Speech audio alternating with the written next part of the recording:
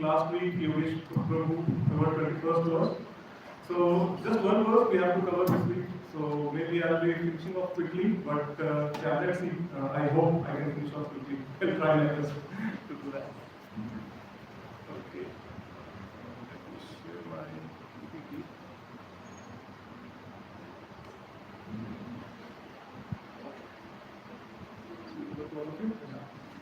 So as usual, before we start the session, I would like to dedicate this session to the founder Acharya of this talk, His Divine Grace, A.C. Bhaktivedanta Swami Srila Prabhupada ki Jai. I would also like to dedicate this session to my Guru Maharaj, and I hope this humble effort of mine pleases both Srila Prabhupada as well as my Guru Maharaj. Okay, so whatever I'm going to speak in this session will be entirely based on the lectures that I have heard from Srila Prabhupada. I will be speaking only what I have read in the books of Srila Prabhupada, and I will be speaking only what I have heard from my Shiksha Gurus and my seniors. So we'll offer some pranam mantras. Pranam mantras are very, very auspicious, very, very purifying. So those who all know, please try to repeat after me. Those who don't, try to listen very intently, because listening is also very, very purifying. Om Jnanatimirandhasya Jnananjanashalakhaya Chakshurumiritam Yena Tasmai Shri Guruve Namaha Shri Chaitanya Manopishtam Sthapitam Yena Bhutale Swayam Rupa Kadamahayam Dadati Swavadantikam Vandeham Shri Guru Shri Yuta Shri Guru Vaishnavascha Shri Rupam Sagrajatam Sagaraghunathadikam Tam Sajivam Sadvaitam Sadhutam Parinavasahitam Krishna Chaitanya Devam Shri Radha Krishna Padam Savarnalita Shri Vishakhanutamscha Shri Krishna Karuna Sindhu Dīnabandhu Jagatpate Gopesha Gopika Anta Radha Anta Namaste Taptakanchana Gaurangi Radhe Vrindavaneshwari Vrishnuvānusude Devi Pranamami Haripriye Vanchakalpatarupyasya Kripāsindhunjaya Patitānaṁ Pāvnebhyo Vaishnavebhyo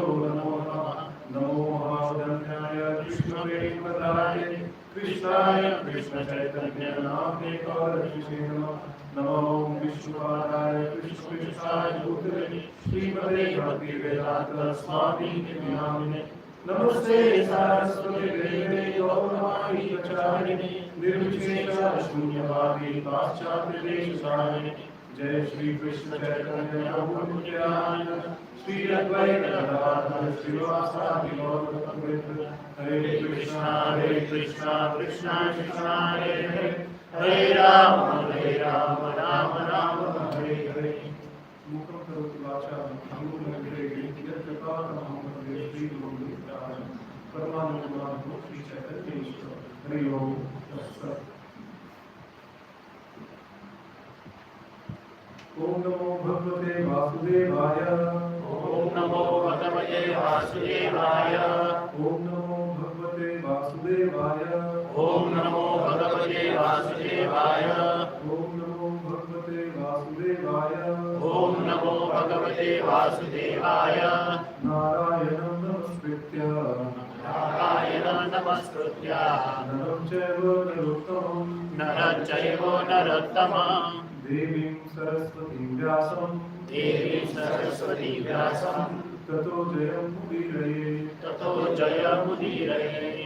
नष्टप्रायेषु भद्रेषु नष्टप्रायेषु भद्रेषु नित्यं भागवत सेवया नित्यं भागवत सेवया भगवत्या उत्तमश्लोके भगवद्गीताश्लोके भक्तिर्भवति नैष्टिकी।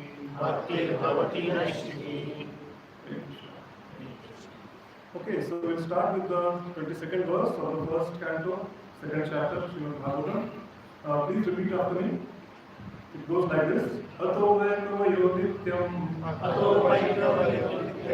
bhaktim paramaya muda भक्ति परमया मुदा vasudeve bhagavati kurvantyatmakasadani. कुर्वन्त्यात्मप्रसादनी। अतो वैकवयो नित्यं भक्तिं परमया मुदा भक्तिं परमया मुदा वासुदेवे Bhagwati कुर्वन्त्यात्मप्रसादनी। Anyone would like to repeat? अतो वैकैव नित्या अतो वैकवयो नित्यं भक्ति परमा मया मुद्दा भक्तिं परमया मुदा वासुदेवे भगवती कुर्वन्ति आत्मप्रसादनीं। कुर्वन्त्यात्मप्रसादनी। Anyone from Mataji's side? अतो वैकवयो नित्यं भक्ति परमया मुदा वासुदेवे भगवती कुर्वन्ति आत्मप्रसादनीं। Translation. Certainly, therefore, since time immemorial, all transcendentalists have been rendering devotional service unto Lord Krishna, the personality of Godhead, with great delight, because such devotional service is enlightening to the self. So there are a couple of important points here.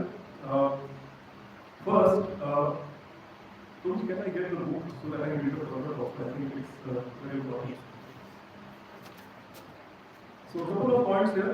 First of all, we will try to understand what is self. Okay, what Mr. Prabhupada explains what self refers to, then what is Atma Prasadani, and how is the how is the Supreme Personality of God and Lord Krishna different from his other incarnations in the way he associates with the devotees, Lord Krishna and Balaram.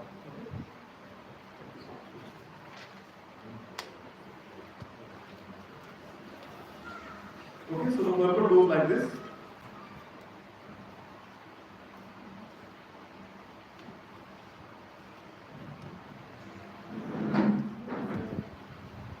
The speciality of devotional service unto the Supreme Personality of Godhead Shri Krishna is specifically mentioned here. Godhead, beginning from Sri Baldev, Sankarshan, Vasudev, Aniruddha, Arjun, and Narayan, are extending to the Purush avatars, Guna avatars, Leela avatars, Yuga avatars, and many other thousand manifestations of the personality of Godhead.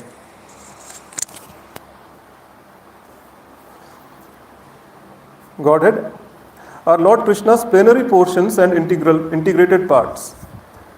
The living entities are separated parts and parcels of the personality of Godhead. Therefore, Lord Sri Krishna, the original form of Godhead, and He, the last word in the transcendence. Thus, He is more attractive to higher transcendentalists who participate in the eternal pastimes of the Lord. In the forms of the personality of Godhead other than Sri Krishna and Baldev, there is no facility for intimate personal contacts in the transcendental pastimes, of Lord at Braj Bhumi. So this is a very important point we will see towards the later portion of this session. Okay, it's going to be interesting, this part. Okay, the transcendental pastimes of Lord Sri Krishna are not newly accepted as argued by some less intelligent persons. His pastimes are eternal and are manifested in due course once in a day of Brahmaji, as the sun rises on the eastern horizon on the end of every 24 hours. So some very beautiful things that we can derive from this purport. We will start with the first part. So the self, okay, or Atma, which is mentioned here in the last part of the shloka that you see, Atma Prasadani, right? So Atma. So according to Srila Prabhupada, this Atma can refer to three things. Okay, one is the self or the spirit soul that we are talking about. Atma also refers to the mind, and Atma also refers to the body. Okay, so when we say Atma Prasadanim, Prasadanim means to satisfy. So when we say Atma Prasadanim, so it may refer to satisfying oneself or the satisfaction of the spirit soul, satisfy one's mind, or satisfy one's body. Okay, and we see that these are three concepts of life which we are living in. Okay, we are living in the three stages of life. One is the bodily concept of life, second is the mental concept of life, and third is the spiritual concept of life. Okay, and we will see that the different practitioners are basically classified. Okay, so this is the kind of a chart which shows that person how they evolve in intelligence. Okay, someone who is grossly on the material platform, thinking only about money, big house, nice family, big car, luxuries of life, they are, in the Bhagavad Gita they have been mentioned as grossly foolish people. Okay, they don't understand what is the ultimate goal of human life. Okay, so, and Krishna has said that we should not disturb such people also. Okay, just leave it where they are.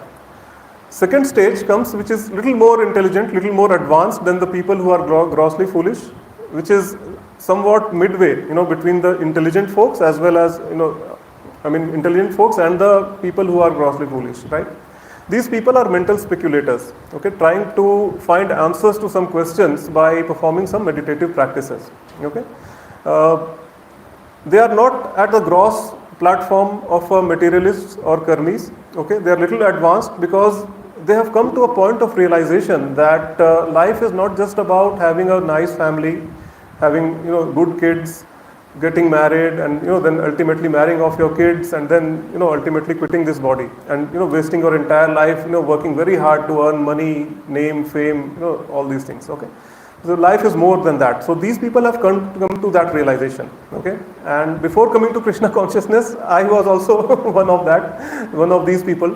Trying to meditate, sit at one position. I used to sit and just think about nothing, try to think about nothing, and nothing happened. Okay, trust me on that. It doesn't work like that way. Okay, you have to approach a bona fide person who has a in-depth knowledge, who can literally guide you. Okay, take your hand, guide you, tell you, okay, that where to look for the answers, what answers to look for, and slowly and surely you will make a progress. Like, it's not going to be an overnight thing. Okay, so this is where the intelligent folks come in. That after a lot of going through a lot of grinding, basically, they reach a point where they understand that okay, the bhakti marg, or worshipping Krishna as the supreme personality of Godhead, that is the ultimate goal of human life. Okay, so the devotees basically are the most intelligent people of all of them. And even in the Bhagavad Gita, Krishna has confirmed, yoginam api sarvesham madgaten antaratmana shraddhavan bhajte yo mam same yukta tamomata. That out of all the yogis, karma yogis, jnana yogis, dhyan yogis, and bhakti yogis are at the topmost, and they are very dear to me. Okay, this is confirmed by Krishna himself. So the ultimate goal of human life, as we all know, I think most of us have spent significant amount of time here in Krishna consciousness. So the ultimate goal of life, what is the ultimate goal of life? Can anyone please say? Come on, it's written there. Yes. So ultimate goal of life is to break this cycle of birth and death. Okay, and how it happens? By asking the right question. It all starts by asking the right questions. Okay, that who am I? Who is God? What is my relationship with God? Now that I have understood my relationship with God, then what should I do, in order to progress on that path? So these things are known as the Jivasya Tattva Jigyasa. They have been referred in the scriptures as Jivasya Tattva Jigyasa or Athato Brahma Jigyasa, right? Inquiring about the Supreme Absolute Truth. Okay? And as we all know, that Supreme Absolute Truth can be realized in three forms. First is the Brahman, which is the personal effulgence of the Lord. Second is the localized Paramatma, which is in the heart of every living entity. And third is the Bhagwan, which is Supreme Personality of Godhead, Krishna himself. Brahmeti, Paramatmeti, Bhagwaneti, Shabdete. Right? This is from the Srimad Bhagavatam, this knowledge we get. Okay?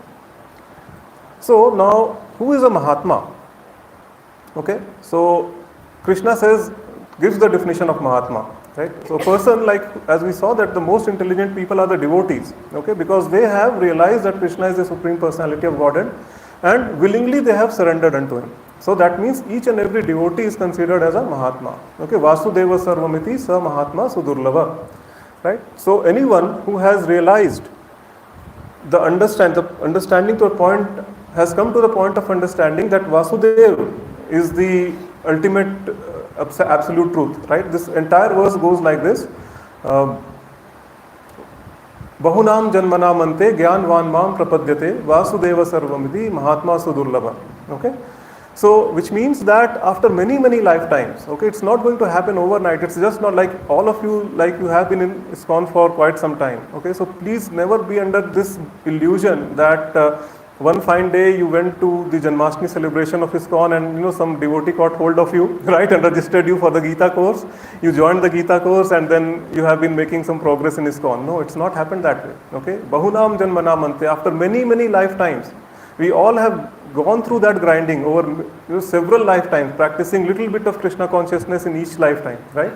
And after that, we have come to a point of understanding, Gyanvan Mam Prapadyate, like he who understands me to be, Krishna is saying, he who understands me to be the cause of all causes and, the Supreme Absolute Truth, right, surrenders unto me. And then such a Mahatma or such a great soul is very rare. Sa Mahatma Sudurlava. That's what Krishna is saying, correct? So we have gone through all this grinding, and that's the reason why that on this Saturday morning today we are sitting here, right? Instead, we could have been anywhere, right? So it's not nothing is happening by chance here. Okay, so we have to go by the words of Sri Krishna, and this is the definition of Mahatma. Srila Prabhupada used to say that in India, anyone can be referred as Mahatma. You open a hospital, you will be called a Mahatma, right? You open an educational institution, you will be called a Mahatma. You do some charity, you will be called a Mahatma. But no, we will not go by those definitions. We will go by what Krishna is saying in the Bhagavad Gita. Sa Mahatma so Durlabha. Okay. So basically what we have understood till now, that there are two ways of life. Okay, one is the way of liberation and other one is the way of bondage.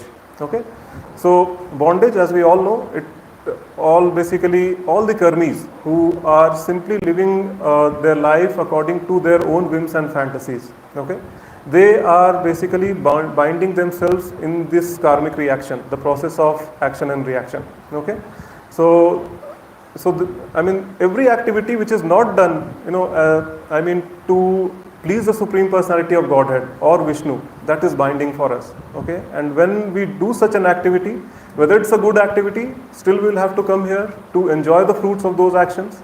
If those activities are bad, we will have to come back here to suffer the fruits of those actions. Okay, so this is the binding way. Another path is the liberating path. Okay, like people who have accepted Krishna as the Supreme Personality, Sa Mahatma Sudurlabha, they start practicing devotional service. Okay, and then once we keep Krishna in the center of our lives, and then keep all our activities around Krishna basically, then we do not incur any good reactions or bad reactions. We are simply liberated, and once we quit this body, we will go back home, back to Godhead.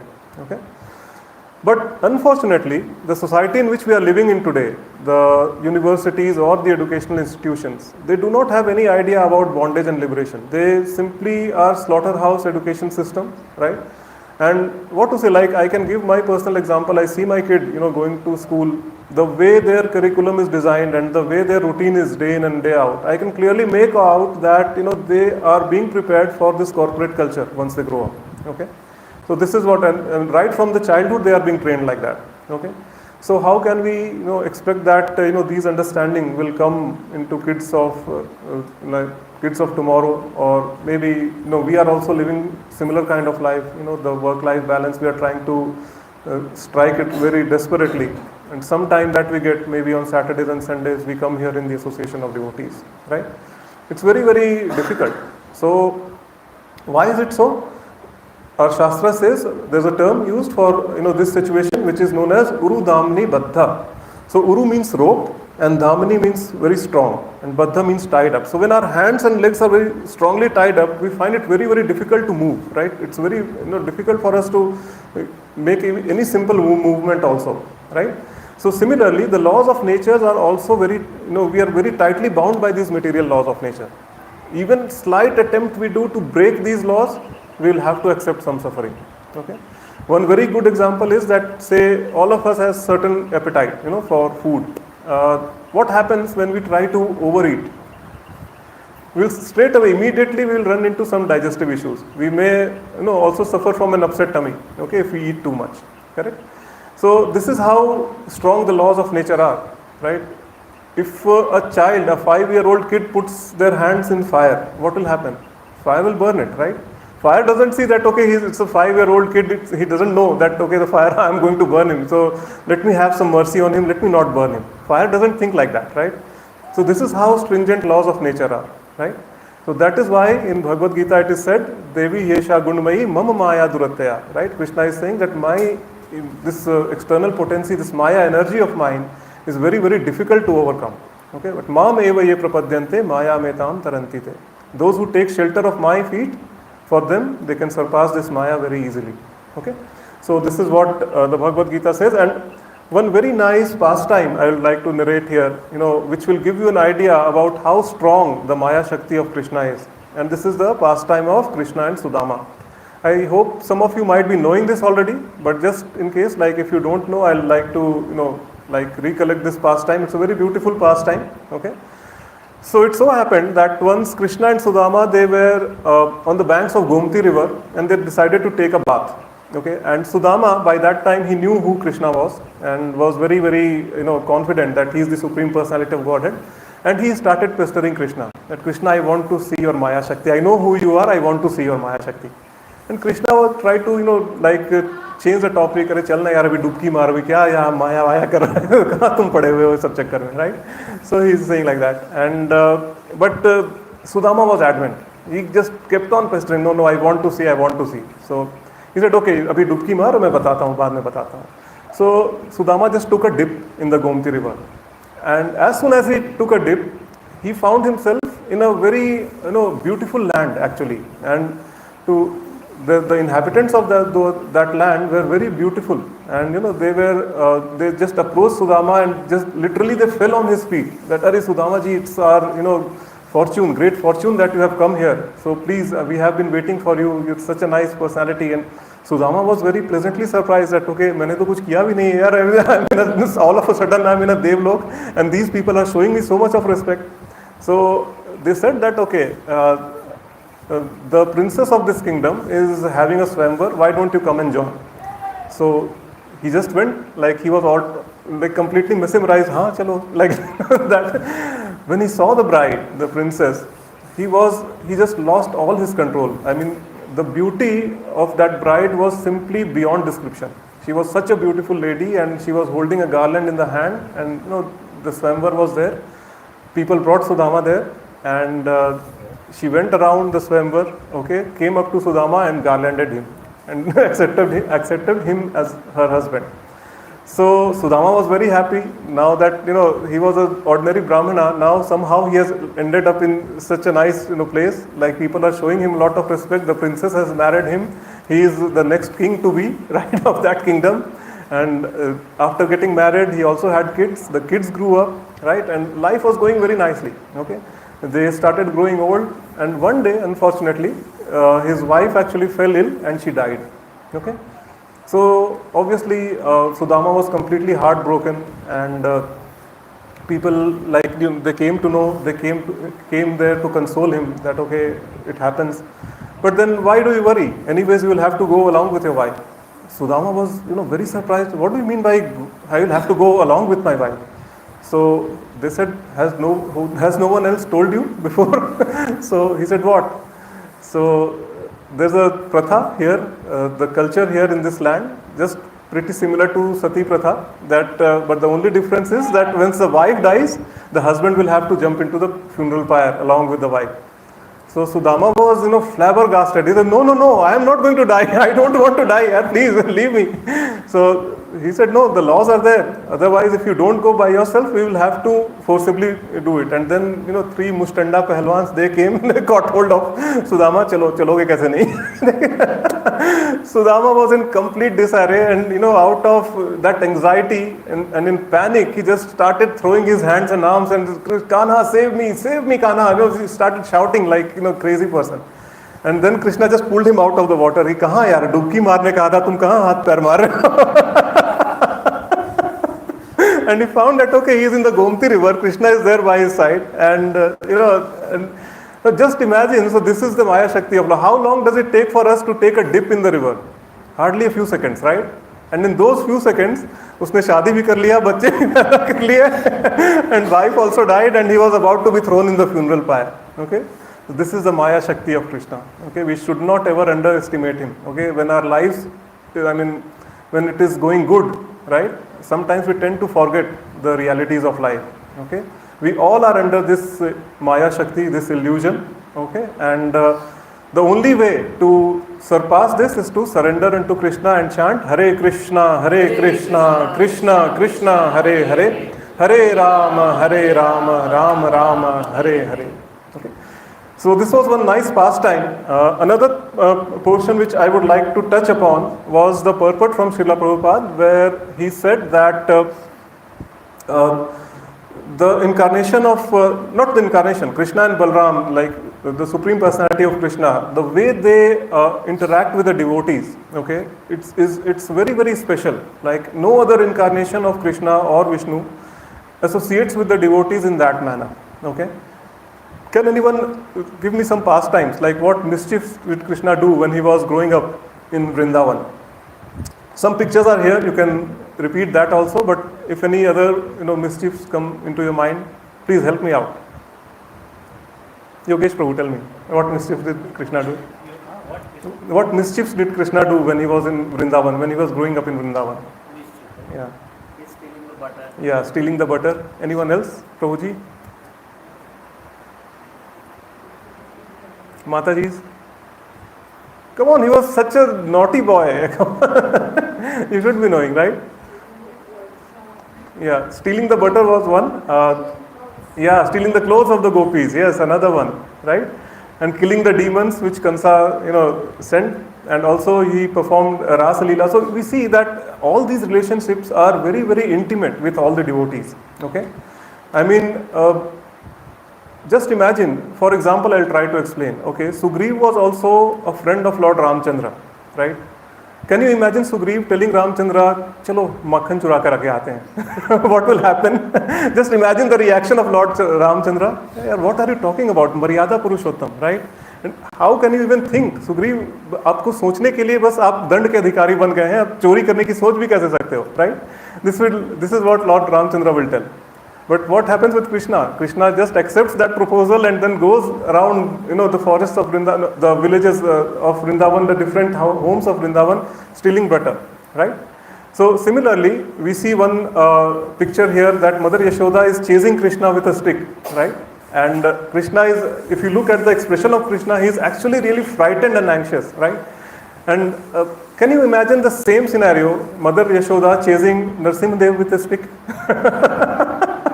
Can a devotee, try to associate with Narsimhadev in that kind of a mood? No, it's not possible, right? Similarly, Krishna would play wrestling with his cowherd friends, like cowherd boys, and deliberately he would get defeated, and then he would carry the person who defeated him on his shoulders across the bank of river Yamuna. So literally in Vrindavan, you can jump on the shoulders of Krishna and he will run across the bank of river Yamuna carrying you, right? Try jumping on the shoulders of Lord Parshuram once. Can you imagine doing that? He has a Parshu, he has a farsa, right, in his hand. Do I need to say anything more than that? So we see that the mood of Krishna, like Krishna is in, that is the reason why he is known as Leela Purushottam, right? He is in his all sweetness, all the pastimes that, which Krishna can enjoy along with the devotees, and the devotees can also associate with Krishna, in that kind of a mood. All the other incarnations are also very, very merciful, okay, mind you. Like, for example, maybe Lord Ramchandra is Maryada Purushottam, he is, very, very disciplined person in his life. But just, try to recall when he was trying to build the Ram Setu on the sea, towards Lanka. A little squirrel actually, she also contributed by just throwing a pebble in the sea, right? And Lord Ramchandra was so happy with that effort also, right? So all the incarnations, just imagine when Prahlad Maharaj, like Lord Narsimha Dev was, so angry that no one, even dared to come in front of him. So much so that Mother Lakshmi, who is his wife, she said that I don't know this fellow. My husband is not like that, right? He is definitely not my husband. So, but only Prahlad Maharaj went up to him, and when he prayed that, okay, my father Hiranyakashipu, I know he was a very, like a demon, and he had, caused a lot of trouble to all of them. But still he was my father, so I just want him to, forgive all his sins. What did Narsimha Dev do? He said, why are you talking just about your father? 21 generations of yours will be liberated, right? So this is how merciful all the incarnations are. But it's just that they all are in a different mood, okay? And Krishna is just the topmost in all the rasas. Whether it's the Vatsalya rasa, whether it's the Sakhya rasa, whether it's the Shant rasa, or whether it's the Madhurya rasa, okay? So this is how, Krishna actually associates with all the devotees. This is how Krishna and Balram are very, very special, okay? And that is the reason why we here in the Gaudiya Vaishnava Sampradaya, we just, try to worship Sri Radha and Krishna, and the only target of each and every single devotee here at ISKCON is to seek Lord Krishna and Srimati Radharani and Lord Balram face to face in Golok Vrindavan, okay? So on that mood, I would like to conclude. I hope you all like the session. If you have any questions, any realizations to share, please go ahead. Any, thoughts, I will happily be, like